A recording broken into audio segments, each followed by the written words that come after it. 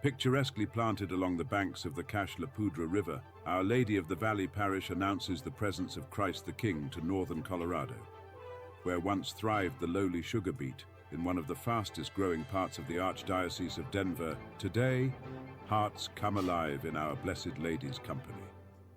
Now, from the Rectory, here is the Windsor Catholic Report with Father Samuel Morehead.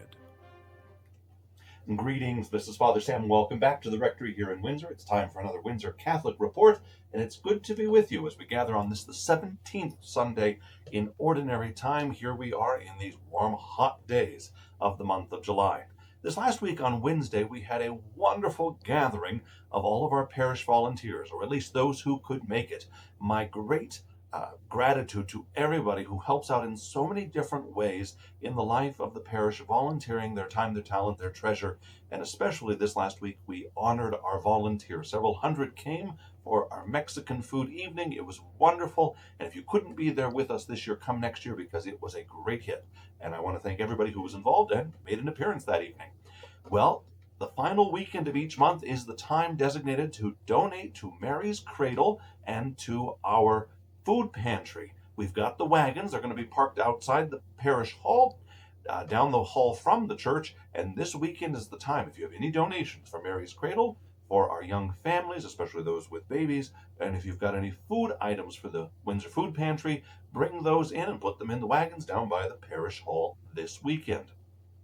The Knights of Columbus are doing their great celebration this weekend. There will be a corporate communion at the 10 a.m. Mass. That's all of the Knights who can be there with their families, receiving communion together, making a witness to the good of the parish. And then immediately after that 10 a.m. Mass, there will be an investiture, an installment of their new officers for the forthcoming year. And so it's a big weekend. If you want to be there, you're more than welcome to participate in that installation, to witness it, and then join in for the reception immediately after the 10 a.m. Mass. We've got some great offerings in the weekly flock note and the bulletin.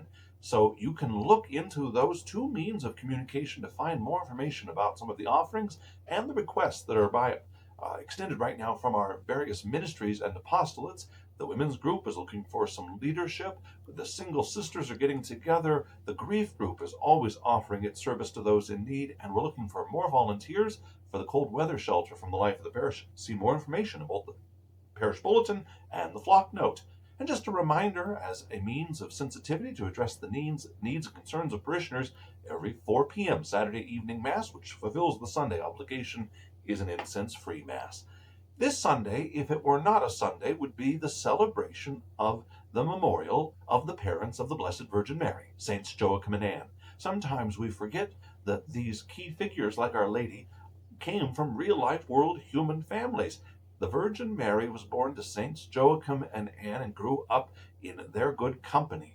This Sunday would be their feast day if it weren't the Sunday, but we'll still honor and celebrate them anyway and ask for their prayers because the life of the family is good, and these two wonderful persons, Saints Joachim and Anne, nurtured the gift of God that was the Immaculate Conception and our Blessed Lady. And so we thank them and we ask God for their prayers. Have a wonderful Sunday, everybody. I hope you have a great weekend in front of you. I'll look forward to seeing you around the Life of the Parish. See you soon. Take care. God bless.